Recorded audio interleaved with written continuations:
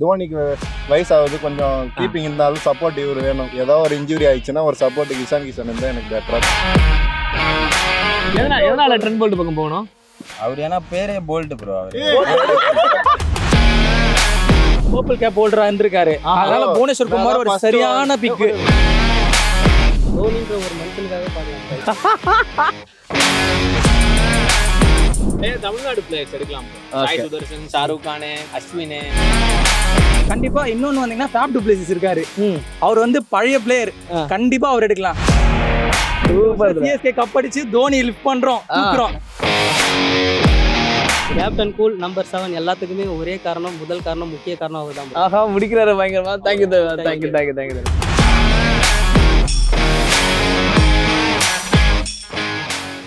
Cricket விளையாண்டுட்டு இருக்கீங்க. இப்போ வந்து பயங்கரமான ஒரு ஆக்ஷன் நடக்க போகுது. IPL action. எஸ், 500க்கு மேற்பட்ட பிளேயர் உள்ள இருக்க போறாங்க. சிஎஸ்கே யாரை எடுத்தா நல்லா இருக்கும், யாருக்கு போவாங்கன்னு நினைக்கிறீங்க? எனக்கு வந்து இஷான் கிஷான். ஏன்னா போன வாட்டியே பண்ட்டுக்கு தான் வாய்ப்பு கொடுத்தாங்க இந்தியாவுக்கு. இஷான் கிஷானுக்கு கொடுக்கல வாய்ப்பு. ரைட், இங்க வாங்க, நல்லா சொல்லுங்க. இன்டர்வியூல எல்லாம் கொஞ்சம் சோகமா இன்டர்வியூ கொடுத்த மாதிரி தான் ஒரு ஃபீல் இருக்கு. அவருக்கு மேபி சென்னையில ஒரு வாய்ப்பு கிடைச்சதுன்னா அவரை நல்லா வெளியே தெரியறதுக்கு. ஏன்னா தோனிக்கு வயசாகுது, கொஞ்சம் கீப்பிங் இருந்தாலும் சப்போர்ட் இவர் வேணும். ஏதோ ஒரு இன்ஜுரி ஆயிடுச்சுன்னா ஒரு சப்போர்ட்டுக்கு இஷான் கிஷன் இருந்தா எனக்கு பெட்டரா தோணும். ஓகே, ஓப்பனிங் பிளேயராவும் எனக்கு வந்து எம்ஐல இஷான் கிஷான் பிடிக்கும், திலக் வர்மா பிடிக்கும். அந்த மாதிரி இஷான் கிஷான் இதுல இருந்தா கொஞ்சம் எப்படி இருக்கும்னு ஒரு அப்பப்ப தோணும். அதனால இஷான் கிஷான் எடுத்தா நல்லா இருக்கும்னு தோணுது. மோஸ்ட்லி பவுலருக்கு இந்த தடவை வாய்ப்பு நிறைய கொடுப்பாங்கன்னு நினைக்கிறேன். ஏன்னா பேட்ஸ்மேன் லைன் வந்து ஒரு பர்ஃபெக்டான லைன் வச்சிருக்காங்க. எப்படி யார் சொல்ல போனாலும் தோனி வந்து கடைசியா மேட்ச் முடிச்சு கொடுக்குற மாதிரி ஒரு லைன் அப் வச்சிருக்காங்க. பவுலிங்க்கு ஒரு மாதிரி புதுசா இப்ப யங்ஸ்டருக்கு வாய்ப்பு கொடுக்கலாம். அக்ஷ்தீப் சிங் இருக்காப்ல, அந்த மாதிரி நிறைய இப்ப யங்ஸ்டருக்கு வாய்ப்பு கொடுத்தா இன்னும் நல்லா இருக்கும். தோனி இந்த சீசன் ஆடுவாப்ல.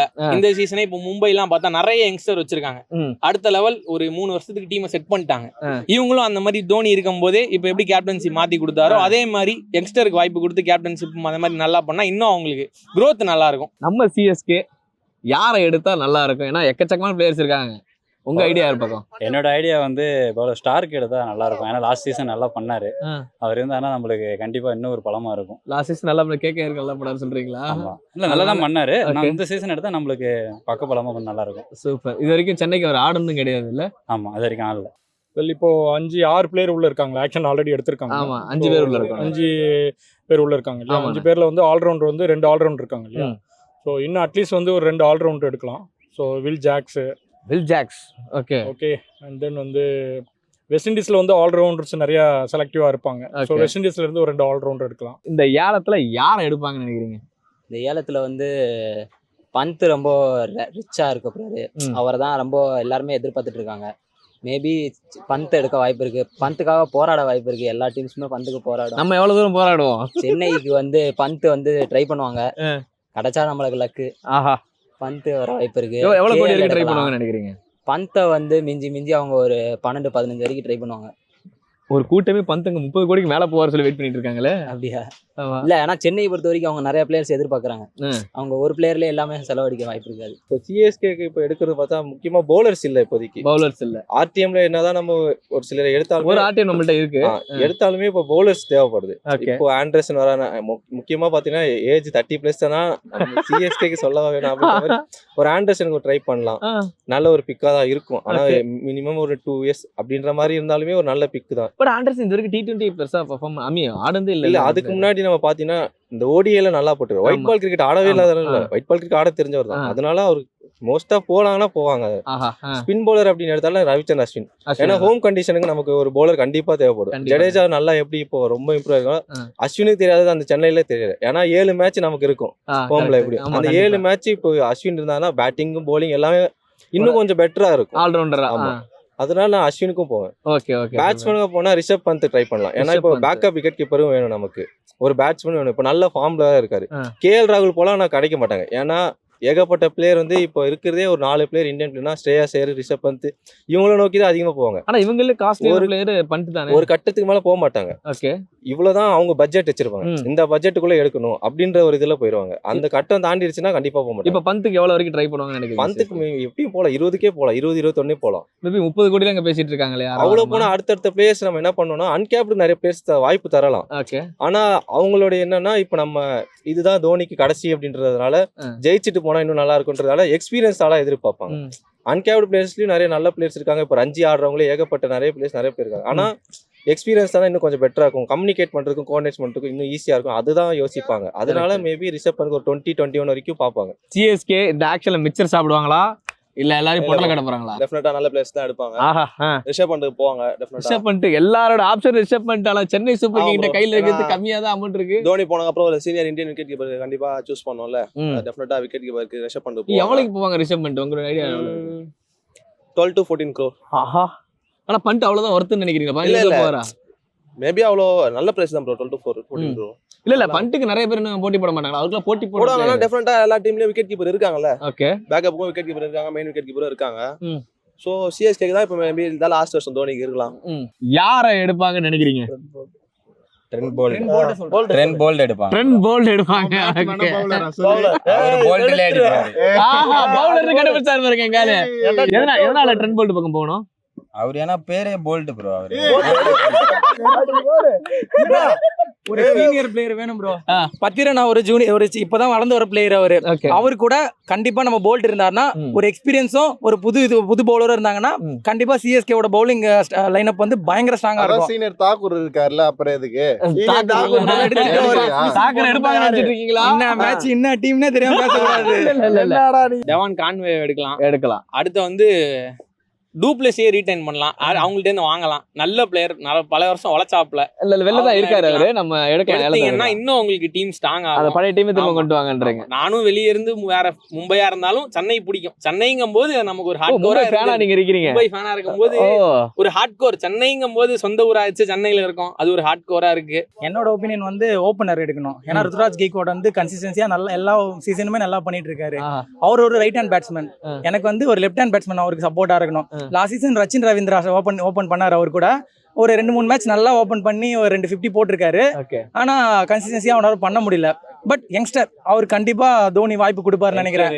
ரச்சின் ரவீந்திரா இல்லனா கண்டிப்பா டெவான் கான்வே தான். ஆர்டிஎம் யூஸ் பண்ணி கண்டிப்பா டெவான் கான்வே. அதான் கேட்காத சரி சூப்பர் ஒரு ஆர்டிஎம் இருக்கு. ஆர்டிஎம் இருக்கு. டெவான் கான்வே கண்டிப்பா டெவான் கான்வே எடுக்கணும். என்னோட பிக் வருது அவர்தான். சோ இங்கிலாந்துல லிவிங்ஸ்டன் எடுக்கலாம். லிவிங்ஸ்டன் பரவாயில்லை, நல்ல செலக்டட் பிளேயர். ஆமா, என்ன காரணம்னு?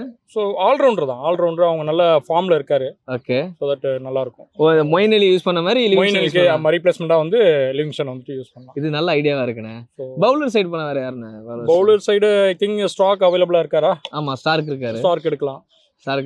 ஆமா, ஸ்டார்க் எடுக்கலாம். ஆர் வந்துட்டு முஸ்தபிசூர் எடுக்கலாமே, ரிட்டர்ன் பண்ணலாம். ஆமா, ஆல்ரவுண்டரா இருக்காரு. ஸோ அந்த மாதிரி பிளேயர்ஸை செலக்ட் பண்ணாக்கா நல்லா டஃபா இருக்கும். ஸோ இந்த இயரும் நம்ம வந்து கப்பு வாங்குறதுக்கு சான்சஸ் இருக்கு. உங்களுக்கு யாரை எடுத்தா பெட்டர் நினைக்கிறீங்க? எனக்கு பந்த், கேஎல். கேஎல் ராகுல் என்ன காரணம்?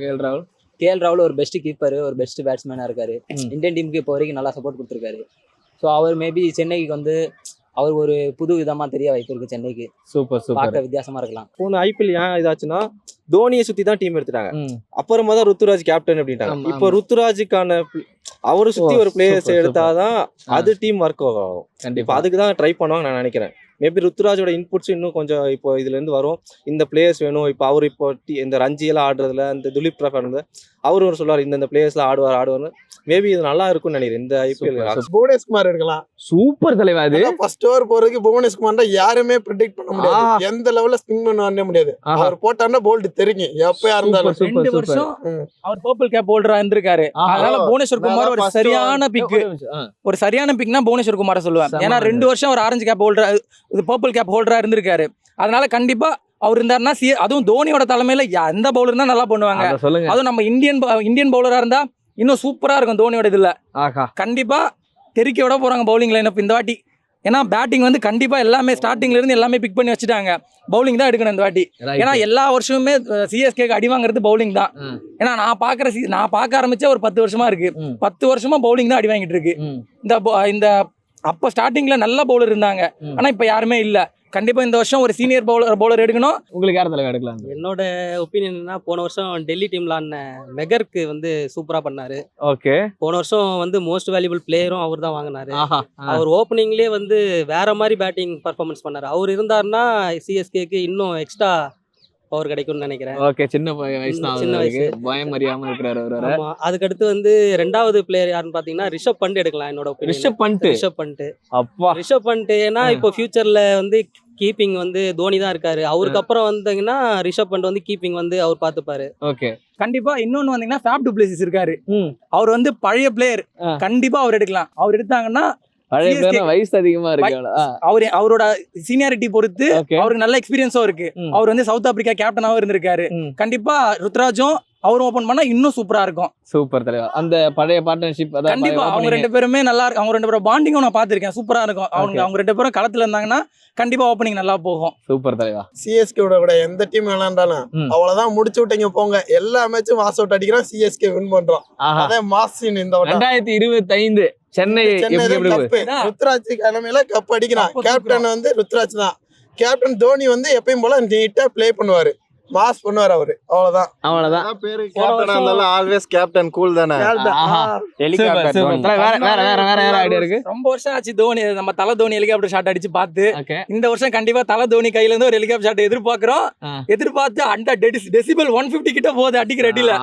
சூப்பர் சொன்னீங்க. சென்னையோட கரகோஷமே பறக்குது அன்னைக்கு. அவ்வளவுதான். அன்கேப்டன்றது அவருக்கு அன்கேப்ட் அவருக்காக தானே கொண்டு வந்தாங்க. இம்பாக்ட் பிளேயர் ஒரு முறை இருக்குல்ல, அந்த இம்பாக்ட் பிளேயர் முறையில தலைவன் வந்து கீப்பிங் பண்ணுவாரு, பேட்டிங் ஆடுவாரு. 2025 ஐபிஎல் சென்னை சூப்பர் கிங் எப்படிப்பட்ட ஐபிஎல் இருக்கு? சென்னை சூப்பர் கிங்ஸ் தான் ப்ரோ எப்பவுமே.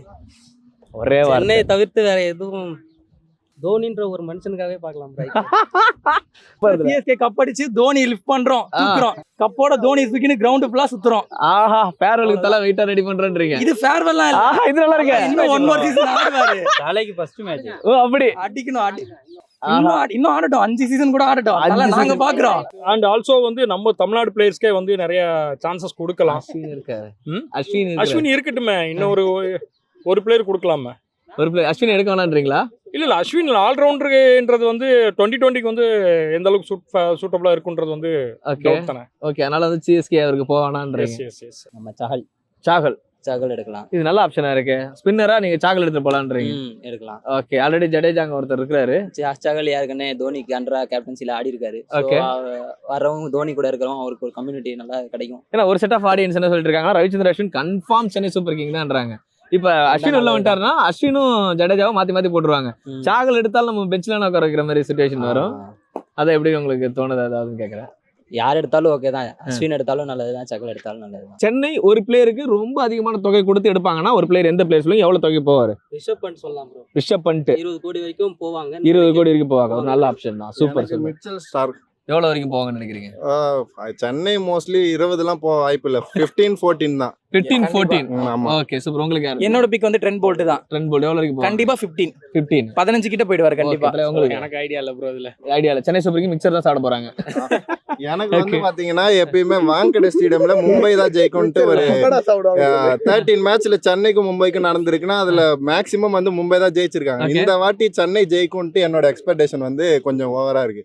ஏன்னா அதுல மும்பை வந்து அவனுங்க அங்க தோத்தானுங்கன்னா கண்டிப்பா அவனுங்க ஒரு காம்படிஷனா இருக்கும். 2 பேரும் பிளே ஆஃப்ல வந்ததுன்னா கொஞ்சம் எதிர்பார்ப்பு அதிகமா இருக்கும். ஃபேன்ஸ் பேஸ் ரொம்ப இதுவா இருக்கும். ஏன்னா ஒரு பக்கம் இந்த சைடு சூப்பர் ஸ்டார்னா ஒரு சைடு கமல், அந்த மாதிரி இந்த சைடு எம்ஐனா அந்த சைடு சிஎஸ்கே தான் எப்பயுமே. நம்ம ஆளுங்க நம்ம ஸ்டேட்டுக்காக ஆடுறவங்க இன்னும் இருந்தா பாக்குறவங்களுக்கு இன்னும் கொஞ்சம் உற்சாகமா இருக்கும். அவங்களுக்கு இன்னும் ஒரு ஸ்பிரிட் இருக்கும். இந்த வர்ற பசங்களுக்கும் இந்தியா ஆடுறத விட சிஎஸ்கே ஆடுறது இங்க பெரிய விஷயமா இருக்கு சென்னையில. டிபேட் ஷோ வச்சிருக்கலாம். சூப்பரா போயிட்டு தோனி ஆடணும். கண்டிப்பா தோனி ஆடணும். வயசானவங்க சிங்கம் தாங்க. ஒரு வாக்கு கொடுத்தா போதும். அவர் என்ட்ரி ஆனாலே போதும். ஓகே. அத பொட்டு வச்ச தங்க கூட பாத்து இந்த வாட்டி அவர் இறங்கினா இதான் கண்டிப்பா. டிஜே சிஎஸ்கேவோட டிஜே பாத்துக்கோங்க. தலா தோனி களத்துல இறங்குறப்ப இந்த பொட்டு வச்ச தங்க கூட பாட்டு போடுங்க. சும்மா அந்த டெசிபிள் எங்கேயோ போகும். சொல்லுங்க தலைவா, என்னதான் நடக்கணும் ஏலத்துல? நம்ம எல்லாம் ரிஷப் பண்ணிட்டு நீங்க உட்காந்து சொல்லிட்டு இருக்கோம் 20 கோடிக்கு போவாரு, 30 கோடிக்கு போவாரு, சிஎஸ்கே எடுக்க போகுதுன்னு சொல்லிட்டு. கடைசியில காசி தாத்தா ஒண்ணும் பண்ண போறது இல்ல. நம்ம பிரீத்தி சிந்தாக்கா ராக்குடு, சென்னை ஃபேன்ஸ் எல்லாம் ஷாக்குடு. அவங்க தூக்க போறாங்க ரிஷப் பண்ணிட்டு. எவ்வளவுதான் என்ன ஷாக் ஆனாலும் சென்னை கிட்ட தான் ப்ரோ எல்லாரும் ஷாக் ஆவாங்க. எந்த பிளேயர் வந்து எந்த டீம்ல சொதப்பினாலும் சிஎஸ்கேல வந்து சொதப்ப மாட்டாங்க ப்ரோ. யார் வந்தாலும் சிஎஸ்கேக்கு வந்தா அவங்க பெர்ஃபார்மன்ஸே வேற மாதிரி இருக்கும் ப்ரோ. இதெல்லாம் யார் காரணம்? இதுக்கெல்லாம் காரணம் ஒரே ஆள், நம்பர் 7 தான் ப்ரோ. நிஜமா வந்து கூலான கேப்டன்ஷிப். கேப்டன் கூல், நம்பர் 7 எல்லாத்துக்குமே ஒரே காரணம், முதல் காரணம், முக்கிய காரணம் அவர் தான் ப்ரோ. ஆஹா, முடிக்கிறாரு பயங்கரமா. Thank you. பெல் ஐகானை கிளிக் பண்ணுங்க.